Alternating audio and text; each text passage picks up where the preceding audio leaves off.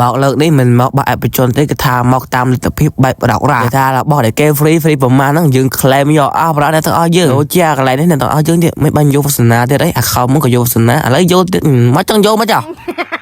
ហើយស៊ូកាការ៉ាហ្នឹងខ្ញុំចេះលេងអត់ខ្ញុំមកដែរលេងទេអ្នកទាំងអស់យើងគាត់ថាពិបាកលេងខ្លាំងទៅ combo ហ្នឹងហើយនិយាយពីរឿង skin បាច់និយាយអ្នកទាំងអស់យើងខ្ញុំចិត្ត full skin កាការ៉ាអ្នកទាំងអស់យើងនេះ skin កាការ៉ាវាផាតាន់ទីអ្នកទាំងអស់យើងខុសតែពី skin ទីតែយើង full បរោយ skin ថ្លៃក៏មាន skin ថោកក៏មានតែសូតែចេះលេងអត់ដល់ពេលយើងដាក់ដុំទៅយើងបានគិតទៅអ្នកទាំងអស់យើងអូខេមកចាប់លេងបរោយអ្នកទាំងអស់យើងណោះតែលេងបោះគេមេអ្នកទាំងអស់យើងហើយគ្មានបាន skin ណាគ្រាន់បើមួយសោះអ្នកទាំងអស់យើងឲ្យ skin ណា skin ក្រសួងកា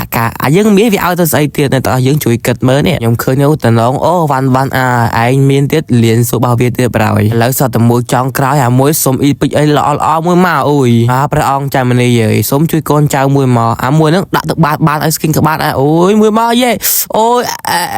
ជួយមាន skin ទៀតទេក៏ទៅអាព្រីភ្លើង Mobile Legends នេះវាស្អប់ខ្ពើមខ្ញុំខ្លាំងប្រព័ន្ធណាអ្នកទាំងអស់យើងតែអីយើងទៅ free ទៅ kit នេះយើងទៅយក claim ទី kit ទៀតមកអ្នកទាំងអស់យើងគាត់ថាគេឲ្យ free ចឹងដែរយើងចេះយកទៅឡើងគេ free យើងប្រម៉ូអស់មកអស់យើងតាមលទ្ធភាពដែលយើងរោគរាក់ចឹងណាមួយចង់ក្រោយសង្ឃឹមថាបានមកអ្នកទាំងអស់យើងញ៉ាច់អូយបាន skin ល្អមើលមកសាទូយេអាមិនហ្នឹងយើងបានមួយទៀតអ្នកទាំងអស់យើងព្រោះថាយើងមានតែគេយើងដាក់បានតែមួយនេះមួយជាលើកចង់ក្រោយអ្នកទាំងអស់យើង1 2បាចេះទេហើយយើងក៏លេចមកមើល hero ថ្មីអ្នកទាំងអស់យើងខ្ញុំមិនទាន់បានទិញនឹងគេសោះអ្នកទាំងអស់យើងនេះតែអីចូលចំណាយពេកមួយខែណាស់ទៅគេឲ្យនោះឥឡូវគេលេចដាក់ក្នុង shop អ្នកទាំងអស់យើងគេដាក់កន្លែងអីណា event ណាអូត្រេញញ៉ៃច្រើនណាស់មិនដឹងជាសាច់ការស្អីវាទេអា Mobile Legends នេះញ៉ៃ